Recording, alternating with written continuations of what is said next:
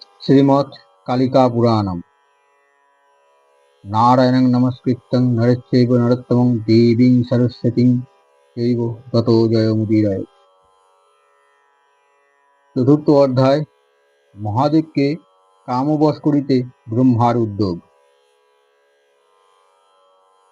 মহর্ষি মার্কণ্ডেয় বলিলেন, ইতিপূর্বে বিধাতা মহাদেবের বাক্যে অবমানিত হইয়া যখন অন্তর্হিত হইল, তত অবধি চিন্তা করিতে লাগিলেন। রমণীতে অভিলাষ মাত্র দেখিয়া মহাদেব আমাকে নিন্দা করিলেন। তিনি নিজে মুনিগণের সমক্ষে দ্বার পরিগ্রহণ করিবেন কি রূপে? আর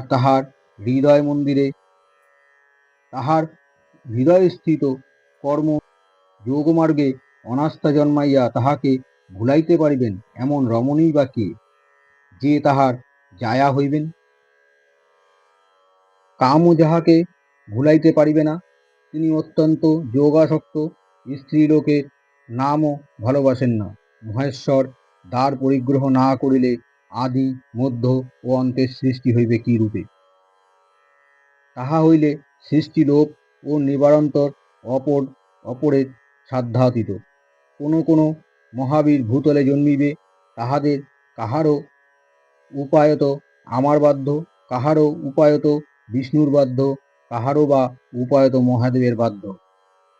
শম্ভু একান্ত বৈরগা সম্পন্ন, সংসার পরামুখ হইলে সৃষ্টি চলিবে কি রূপে? তিনি ভিন্ন অপরের ইহার কর্ম করিতে পারিবেন না, ইহা নিশ্চিত। লোক পিতামহ ব্রহ্মা ইহা চিন্তা করিতে করিতে গগনমণ্ডলে অবস্থিত হইয়া পুনরায় ভূতলস্থিত দক্ষ আদিকে অবলোকন করিলেন। তিনি মদনকে রতিসহ আনন্দযুক্ত দেখিয়া পুনর্বার তথায় গমনপূর্বক পুষ্পসরকে সান্ত্বনা দান করিলেন। এই রমণীকে সহচরী পাইয়া তোমার শোভা হইয়াছে, আর এই রমণীও তোমাকে প্রতিরূপে পাইয়া যোগ্য সম্পন্ন প্রযুক্ত অন্ত শোভা পাইতেছে। যেমন লক্ষ্মী যোগে নারায়ণ এবং নারায়ণ যোগে লক্ষ্মী, যেমন শশী যোগে নিশা ও নিশা যোগে শশী, সেইরূপ তোমরা উভয়ে পরস্পরে শোভিত এবং উৎকৃষ্ট দাম্পত্য ভাগে অনুপ্রমাণিত। অতএব তুমি জগতের কেতু। কেতু শব্দের অর্থ শ্রেষ্ঠ। এই জন্য তুমি বিশ্বকেতু নামে বিখ্যাত হইবে। হে বৎস, তুমি জগতের হিতার্থে মহাদেবকে ভুলাও। তিনি যেন প্রীতমনে দ্বার পরিগ্রহণ করেন। নির্জন স্নিগ্ধ প্রদেশেই হোক, পর্বতেই হোক, আর নদীতেই হোক, ঈশ্বর যেখানে যেখানে যাইবেন, তুমিও এই রতিদেবীর সহিত তথায় তথায় গিয়া সেই বনিতা পরামুখ সংযত চিত্ত হরকে ভুলাইবে। তুমি ভিন্ন, তাহাকে ভুলাইতে পারে এমন কোনো লোক কেহ নাই। হে মনোভব, মহাদেবের রমণী অনুরাগ সঞ্চার হইলে তোমারও সাপ মোচন হইবে। অতএব এই আত্মা হিতকর কার্য করিতে বিমুখ হইও না। যদি মহেশ্বর অনুরাগে সহকারে কোনো করভ্রু রমণীর প্রতি স্পৃহা করেন, তাহা হইলে তখন তিনি তৎকালীন ভাবের উপযোগী বলিয়া তোমাকে সম্মানিত করিবেন।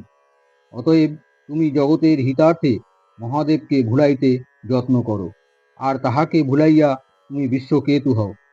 মার্কণ্ডেয় বলিলেন, মন্মথ, পরম মহাত্মা ব্রহ্মা এই কথা শুনিয়া জগতের হিতজনক যথার্থ কথা তাহাকে বলিতে লাগিলেন। প্রভু, আমি আপনার বচন অনুসারে মহাদেবকে ভুলাইব, কিন্তু আমার প্রধান অস্ত্র রমণী, আপনি নির্জনে সৃজন করুন।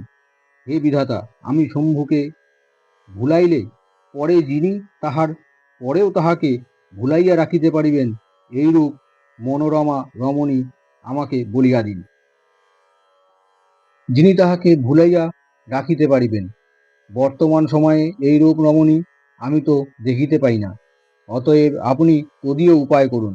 কন্দর্পের এই কথা বলিলে লোক পিতামহ ব্রহ্মা ভাবিতে লাগিলেন, কোন রমণী মহাদেবকে ভুলাইতে পারিবেন। অনন্তর চিন্তাকুল বিধাতা দীর্ঘ নিঃশ্বাস করিল। তাহা হইতে কুসুম সংহৃত ভূষিত বসন্তের উৎপন্ন হইল। বসন্ত অলিকুল সকুল মুকুলিত চতুর্কুল কিংসু কুসুম কমল শ্রেণী ধারণ করত প্রফুল্ল কুসুমিত তরুবরের ন্যায় শোভা পাইতে লাগিল। তাহার রক্ত কমল সাদৃশ্য বর্ণ, নীলাভ লোচনযুক্ত সন্ধ্যা, কালীন পূর্ণ শশধরের ন্যায় মুখমণ্ডল, তাহার সুন্দর নাসিকা, শশাঙ্কোদিত চরণ, কুন্তল জাল নীলকুঞ্জ। তিনি অস্তগমন মুখ দিবাকরের ন্যায় উজ্জ্বল, রক্তবর্ণ কুণ্ডলে যুগলে ভূষিত। তাহার গতি মত্ত মাতঙ্গের ন্যায়, বক্ষস্থল প্রশস্ত, তাহার নিশ্চল পিবর দীর্ঘ ভুজযুগল, অকর্ম কঠিন করতলদ্বয়, তাহার উরু কোটি জঙ্ঘা সুবৃত্ত গ্রীবা, কুসুম সন্ধিত স্কন্ধ উন্নত, জরুদেশ গূঢ় এবং মুখমণ্ডল পরিপূর্ণ। সেই সর্বসুলক্ষণাক্রান্ত পূর্ণ অবয়ব সুকুমার উৎপন্ন হইলে উত্তম সুগন্ধপূর্ণ বায়ু বহিতে লাগিল এবং তরুণীকর পুষ্পিত হইল। মধুর স্বরে কোকিলকুল শত শতবার পঞ্চস্বরে গান করিতে লাগিল, আর সুনির্মল সরসী শরীরে কমলরাজি বিকশিত হইল। সেই সুলক্ষণপূর্ণ বসন্তের এই রূপ উৎপন্ন দেখিয়া হিরণ্যগর্ভ মদনকে মধুর বচনে বলিলেন, মন্মথ, এই ব্যক্তি তোমার পরম মিত্র ও সতত সহচর হইবে, তোমার কার্য সর্বদাই অনুকূল করিবে। বায়ুর যেমন অগ্নিমিত্র বলিয়া সর্বত্রই উহার উপকার করেন, সেইরূপ এই তোমার বন্ধু সর্বদা তোমার অনুগমন করিবে। বসতির অন্ত হেতু বলিয়া, অর্থাৎ প্রবাসীকে প্রবাসে থাকিতে দেয় না বলিয়া ইহার নাম হোক বসন্ত। তোমার অনুগমন ও লোকরঞ্জনই ইহার কর্ম। বসন্তের এই শৃঙ্গার এবং মলয় পবন বসন্তের উপকরণ। সমস্ত ভাব তোমার সতত বশবর্তী সুহৃদয় হোক। আর এই সকল সুহৃদয়গণের সহিত তোমার যেমন সৌন্দর্য, সেইরূপ বিবেকাদি ভাব এবং চতুরষ্টি কলা রতির সহিত সৌন্দর্য স্থাপন করুন। কাম, তুমি বসন্ত প্রভৃতি এই সকল সহচর ও কথিত পরিজন পরিবৃত সহচরী এই রতিদেবীর সহিত মিলিত হও। মহাদেবকে মোহিত করো, এই সৃষ্টিকে চিরস্থায়ী করো। তুমি সকল সহচরে পরিবৃত হইয়া ইচ্ছামতো প্রদেশে গমন করো। আর যিনি হরকে ভুলাইতে পারেন, সেইরূপ রমণী যাহাতে হয় আমি তাহা করিতেছি। সুরশ্রেষ্ঠ ব্রহ্মা এই কথা বলিলে মদন আনন্দিত হইয়া পত্নী বিবাহারে তদীয় চরণে প্রণিপাত করিলেন। তখন মন্মথ যেখানে শিব ছিলেন, দক্ষকে এবং সেই সমস্ত ব্রহ্মার মানস পুত্রগণ আবিবিকে অভিবাদন করিয়া তথায় গমন করিলেন। হে দ্বিজবর, এই মন্মথ অন্যান্য অনুচর ও শৃঙ্গারাদি ভাবগণ সমোহিত হইয়া ব্যবহার এ গমন করিলে পিতামহ দক্ষ ও মরীচি অত্রি প্রভৃতি মুনিগণকে মধুর বচনে বলিতে লাগিলেন। চতুর্থ অধ্যায় সমাপ্ত। পঞ্চম অধ্যায় ব্রহ্মা কর্তৃক মহামায়ার স্তব। মহর্ষি মার্কণ্ডেয় বলিলেন, অনন্তর ব্রহ্মা তখন মহাত্মা দক্ষকে এবং মরীচি প্রভৃতিকে এই কথা বলিলেন। ব্রহ্মা বলিলেন, কোন রমণী শম্ভুর পত্নী হইবে, কোন রমণী তাহাকে ভুলাইতে পারিবে, এই রূপ চিন্তা করিতেছিলেন, কিন্তু তাহাকেও শিবপত্নী বলিয়া স্থির করিতে পারিলেন না। দক্ষ সন্ধ্যা ও সাবিত্রী আরাধ্যা দেবতা জগন্ময়ী মহামায়া বিষ্ণুর মায়া ব্যতীত শিবকে ভুলাইতে পারে এমন নারী কেহ নাই। অতএব আমি জগজ্জননী যোগ নিদ্রা বিষ্ণু মায়াকে স্তব করি, তিনি সুন্দর রূপে তাহাকে মোহিত করিবেন। দক্ষ, তুমিও সেই বিশ্বময়ীর পূজা করো, তিনি যেন তোমার কন্যারূপে জন্মগ্রহণ করিয়া শিবের পত্নী হন।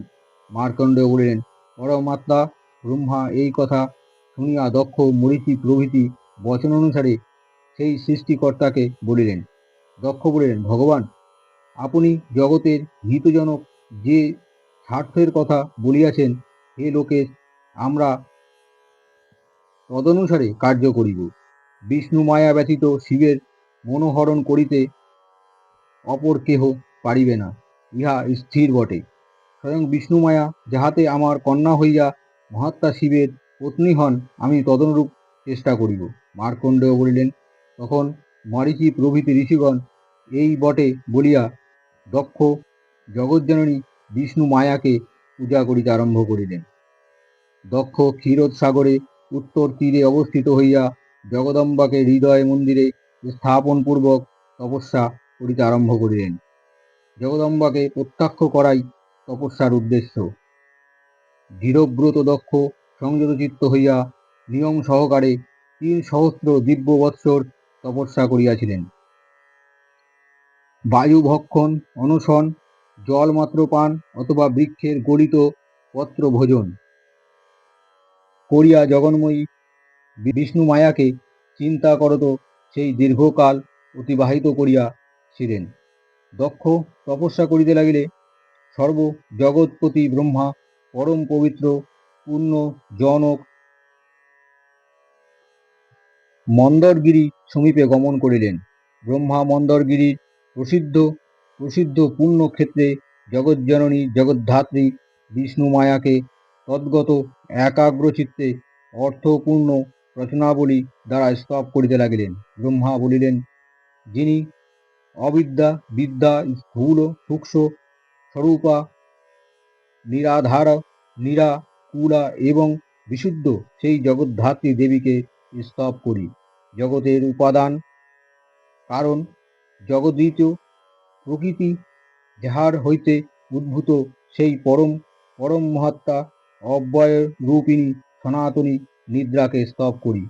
তুমি চিৎ শক্তি, তুমি পরমানন্দ স্বরূপিণী, পরম মহাত্মা, তুমি সর্বভূতের শক্তি এবং তুমি পবিত্র বিধায়িনী, তুমি সাবিত্রী, তুমি জগদ্ধাত্রী, তুমি সন্ধ্যা, তুমি রতি, তুমি ধৃতি আর জ্যোতি স্বরূপ, তুমি সংসারের প্রকাশিকা। তোমার রূপে তুমি জগৎকে আবরণ রক্ষা করো, তুমি সৃষ্টি রূপে ইহার পূর্ণ করো, তুমি বৈষ্ণবী রূপে জগতে স্থিরকারিণী হিতৈষিণী, আবার তুমি অনন্ত রূপে জগতের প্রলয় করিয়া থাকো। তুমি মেধা, তুমি মহামায়া, তুমি পিতৃলোকে আনন্দদায়িনী স্বাধা, তুমি স্বাহা, তুমি নমঃ, তুমি বষট, তুমি স্থিতিরূপা, তুমি পুষ্টি, তুমি ধৃতি, মৈত্রী, তুমি করুণা, তুমি মূর্তিদাতা, তুমি লজ্জা, তুমি শান্তি, তুমি ক্রান্তি, তুমি জগতের ঈশ্বরী। আবার বলি, তুমি মৈত্রী, তুমি মহামায়া, তুমি পিতৃদেবের ধাতা।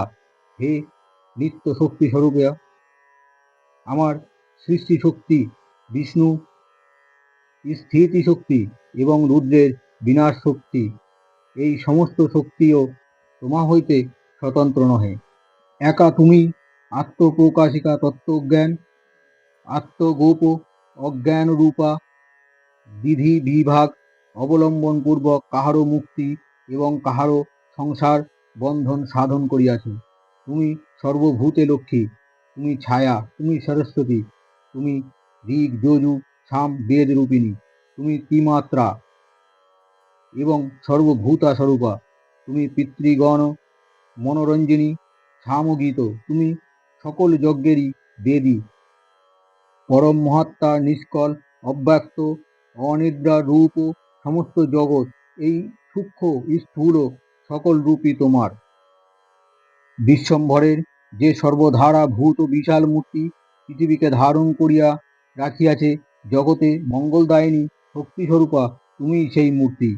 তুমি লক্ষ্মী, চেতনা, কান্তি, তুমি পুষ্টি, তুমি নিত্যা, তুমি কালরাত্রি, তুমি মুক্তি, শান্তি, প্রজ্ঞা এবং স্মৃতি। হে সুখ ও ভোগ প্রদায়িনী, তুমি ভবসাগর পারে তারিণী স্বরূপ। মাগো প্রসন্ন হও, নিখিল ব্রহ্মাণ্ডে তুমি গতি, তুমি মতি, তুমি নিত্য, আবার তুমি অনিত্য, তুমি এই স্থাবর জঙ্গমময়ের নিখিল জগন্মোহিনী, তুমি সংহতি বিধায়িনী এবং সাঙ্গ পাঙ্গ সকল যোগ মার্গের প্রবর্তিনী। তুমি জাতিগণের ধ্যান, জাতিগণের কীর্তি, যোগ অষ্ট তোমাতে বিদ্যমান। তুমি খড়গ শূল এবং চক্র ধারণ করিয়া থাকো, তুমি ঘোর রূপা, তুমি ঈশ্বরী, জগৎজনের প্রতি সর্বাধি অনুগ্রহ করিয়া সমর্থ করো। তুমি জগতে আদি, অথচ তোমার আদি নাই, তোমা হইতে জগতের উৎপত্তি, অথচ তোমার উৎপত্তি নাই। এক, তুমি প্রলয়কালে জগন্মণ্ডল সংহার করিয়া থাকো, অথচ তোমার নাশ নাই। এক তুমি শুদ্ধ তত্ত্বস্বরূপা এবং তামসী বলিয়া বর্ণিত আছো। এক তুমি হিংসা এবং অহিংসা, তুমি কালী এবং চতুরাননা, তুমি পরাৎপর সকলের জননী, তুমি আনন্দময়ী, আনন্দদায়িনী। এই বিশ্ব ব্রহ্মাণ্ড তোমাতেই বিলীন হয় এবং তুমি ইহার রক্ষণ ধারণ করিয়া আছো। তুমি দৃষ্টিহীন, অথচ তোমার দৃষ্টি অতি উত্তম। তুমি কর্ণহীন, অথচ তোমার শ্রবণ যুগল পরম রমণীয়। তোমার হস্তপদ নাই, অথচ তোমার গমন বেগ ও গ্রহণ পাঠ অত্যন্ত প্রবল। তুমি স্বর্গ, তুমি জল, তুমি জাতি, তুমি বায়ু, তুমি আকাশ, তুমি মন, তুমি অহংকার। অধিক কি এই জগতে যে ৮ প্রকার প্রকৃতি, কারণ প্রকৃতি, মহাতত্ত্ব প্রভৃতি আছে, তদ সমুদয় তুমি। আবার তুমি যত্ন স্বরূপা। তুমি মেরুরূপে জগতের নাভি এবং পরম নালিকা স্বরূপ। তুমি শুদ্ধ তত্ত্বময়ী পরাৎপরা।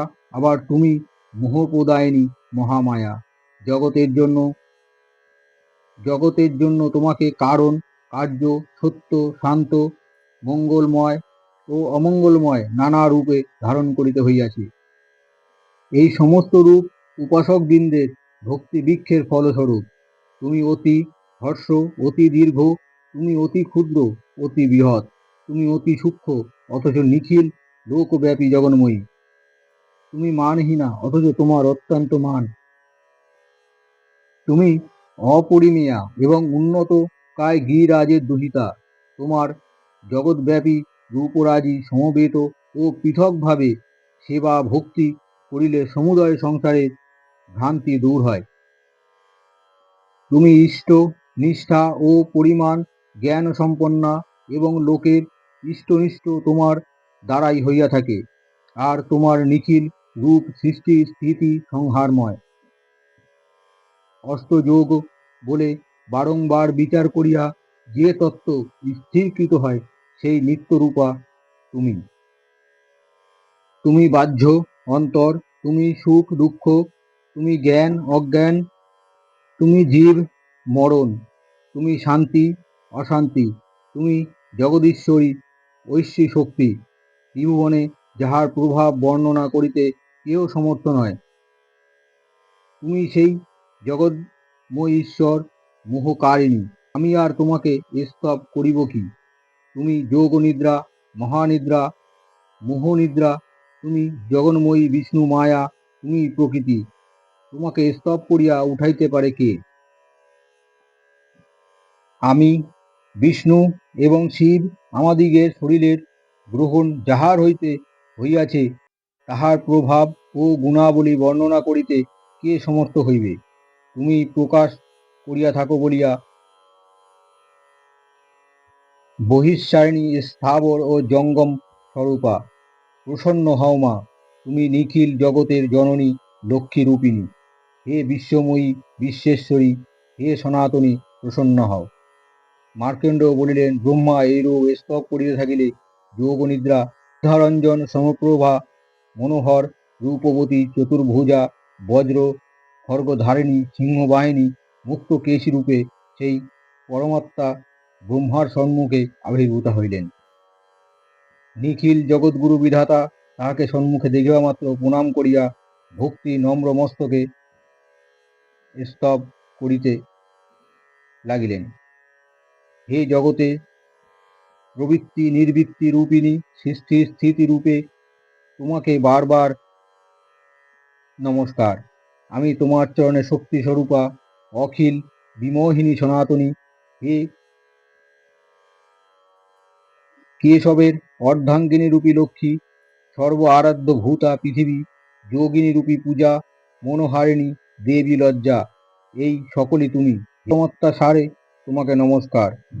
যোগিনীগণ শ্রবণ মনন দ্বারা অবগত হইয়া সমাধিপূর্ণিত হৃদয়ে যে স্বপ্রকাশ সত্যময় বিশুদ্ধ বিদ্যাভাব দ্বারা বিদ্যা ভাবনা করেন, তুমি সেই বিবিধ বিষয় অবলম্বনী মহাবিদ্যা। তুমি সেই বিবিধ বিষয় অবলম্বনী মহাবিদ্যা। জগৎ পরিবর্তন হেতু কালস্বরূপা কূটস্থ অব্যক্ত অচিন্তনীয় রূপ ধারণ করত তুমি জগতের সতত পুরাতন নূতন ও মধ্য স্থাপন করিয়া থাকো। তুমি সত্য রজ তম এই ত্রিগুণময় সমাধি ব্যবস্থিত জগতের একমাত্র হেতু প্রকৃতি। এই প্রকৃতি পুরুষের বাহ্য অভ্যন্তরীণ বস্তুতে আসক্তি নিবৃত্তি করিয়া স্বয়ং অপসৃত হইয়া থাকো। হে নিখিল ব্রহ্মাণ্ড জননী, জ্ঞেয় অজ্ঞান রূপে জগতে হিতের জন্য যত্ন করুন। হে বিষ্ণুমায়ে, তোমাকে নমস্কার। মার্কণ্ডেয় বলিলেন, ত্রিলোক বিমোহিনী মহামায়া কালী বিশ্বধাতা সেই কথা শুনিয়া মেঘগম্ভীশ্বরে তাহাকে বলিতে লাগিলেন, হে ব্রাহ্মণ, কি জন্য তুমি আমাকে স্তব করিয়াছ? আর শুনো, কাহার উপর তোমার ক্ষমতা খাটিতেছে না, আমার নিকটে শীঘ্র বলো। প্রত্যাগোচর হইলে নিশ্চয় কার্যসিদ্ধ হইবে। অতএব তুমি নিজের অভিলাষ ব্যক্ত করো, আমি আগ্রহ সহকারে তাহা করিব। ব্রহ্মা বলিলেন, ভূত ভূতপতি মহাদেব একাকী বিচরণ করিতেছেন, সহচারিণী করিতে ইচ্ছা করেন না। অতএব তুমি তাহাকে মোহিত করো, তিনি যেন স্বয়ং দ্বার গ্রহণে অভিলাষী হন। তোমার ভিন্ন আর কোনো রমণী তাহার মনোহারিণী হইবে না। অতএব তুমি একরূপে শিবমোহিনী হও। তুমি জগতের হিতের জন্য লীলারূপ ধারণ করো। নারায়ণকে যেমন আনন্দিত করিতেছ, এই মহাদেবকেও সেই রূপ আনন্দিত করো। আমার রমণীয় প্রীতি মাত্র ইচ্ছা হইয়াছিল, বিষধ্বজ তাহারই নিন্দা করিয়াছে। তিনি স্বেচ্ছাক্রমে কখনোই দ্বার গ্রহণ করিবেন না। সৃষ্টি স্থিতি প্রলয়ের মধ্যে প্রলয় হেতু সেই রুদ্র বৈরাগ্য বেশে দ্বার পরিগ্রহণ না করিলে সৃষ্টিচক্র চলিবে কি রূপে? আমি এই রূপ চিন্তা করিয়া তোমার শরণাগত হইয়াছি। এ বিপদে তোমা ভিন্ন আর কেহ রক্ষক নাই। জগতের হিতের জন্য তুমি আমার এই কার্যটি সমাধান করো। বিষ্ণুর লক্ষ্মী কাম বা আমরা কেহই এই ঈশ্বরকে ভুলাইতে পারিব না। অতএব হে জগন্মাতা, তুমি তাহাকে মোহিত করো। যেমন একা তুমি সর্বভূতে কীর্তি সংযত চিত্ত ও ব্যক্তিদিগের লজ্জা এইরূপ বিষ্ণু প্রয়াসী এই রূপে নানা মূর্তি ধারণ করিয়াছ, সেই রূপ আর এক মূর্তি ধারণ করিয়া ঈশ্বরকেও মোহিত করো। মার্কণ্ডেয় বলিলেন, অনন্তর যোগময়ী কালী ব্রহ্মাকে সম্বোধন করিয়া যাহা বলিলেন, হে মহাভাগ দ্বিজশ্রেষ্ঠ, তাহা শ্রবণ করুন। ওং নমো নারায়ণ। পঞ্চম অধ্যায় সমাপ্ত।